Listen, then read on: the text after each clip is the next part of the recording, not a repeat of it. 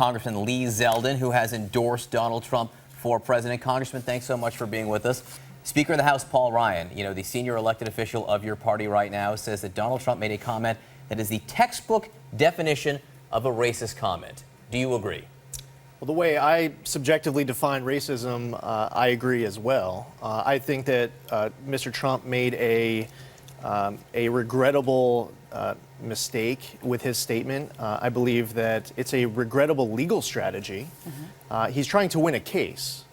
And that strategy at this point has led to that particular calculation that has been made to go after the judge's heritage. I think that we shouldn't be going after ethnicity and race with a judge to assume that they are unqualified to serve as a judge in a particular case because of it.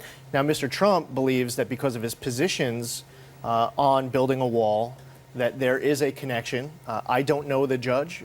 Maybe there's something else that can come out that I'm not aware of, but with what I know, I'm not aware of this judge being unfit to handle this case because the fact that he is of Mexican heritage. Congressman, this is very important. You agree with Paul Ryan. You agree with this already stunning statement coming from the House Speaker that what Donald Trump has said is the textbook definition of a racist comment.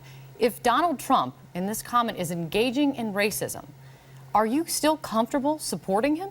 Quite frankly, the policies that I have seen from the Democratic Party when you're micro-targeting a community and you are putting, there are blacks together and Hispanics together and certain economic messages and positions on issues, quite frankly, with the way I define racism, I see it a lot in policies and statements that has taken place. I've been in Congress for 18 months.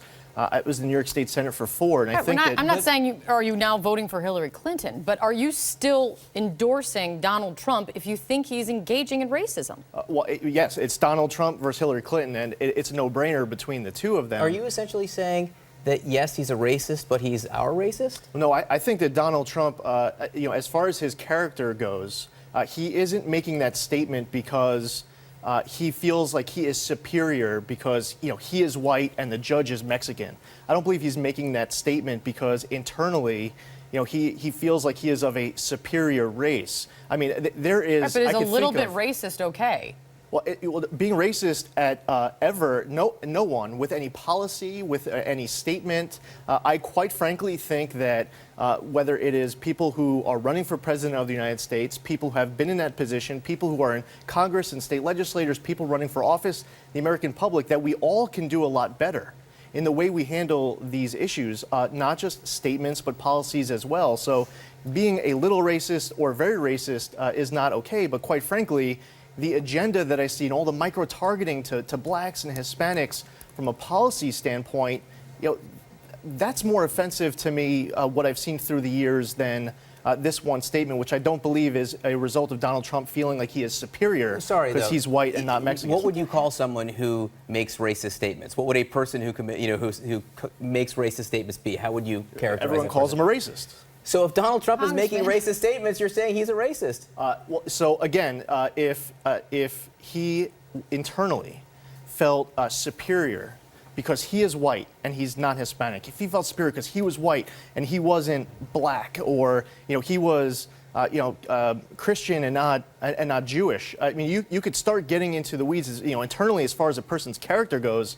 But quite frankly, what I have seen through the years is an offensive micro-targeting on policy and rhetoric of campaigns that people want votes. By the way, I don't think that Donald Trump's statement was a statement made intentionally because he wants to win the president of the United States. I think it's primarily focused because he wants to win this case. Right, but he brought it into a campaign speech. He spent better. minutes talking about it. He was the first person who brought up the judge's heritage. I mean, when it comes down to it, you are comfortable saying that Donald Trump, your nominee, is racist?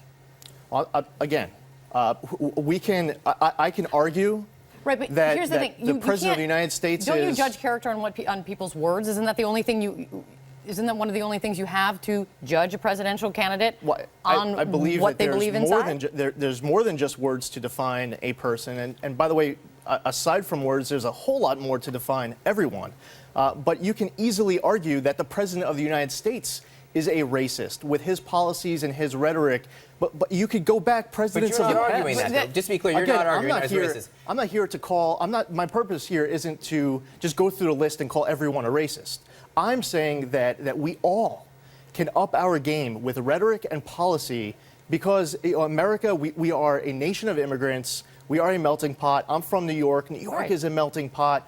We all can do so much better. I got to say, Congressman, has Donald Trump put you in an incredibly awkward position today in this campaign? Well, I mean, I don't feel uncomfortable at all because I'm comfortable in my own skin and being here answering whatever questions And we appreciate you it. have. I believe that primarily for Mr. Trump, it's a regrettable legal strategy. I mean, I don't think it's going to help his case. I also don't Do you think it's going to help his politics? I also don't think it helps his politics. It was an unfortunate statement that was made. And again, there is a lesson to be learned. There is inspiration to be found because all across the board, this isn't just one candidate for President of the United States. We have people who are in elected office at federal level, state level, people running for office who with statements and with policy, arguably with the way I define racism, fit the bill. Congressman, we do appreciate you coming in and answering these questions.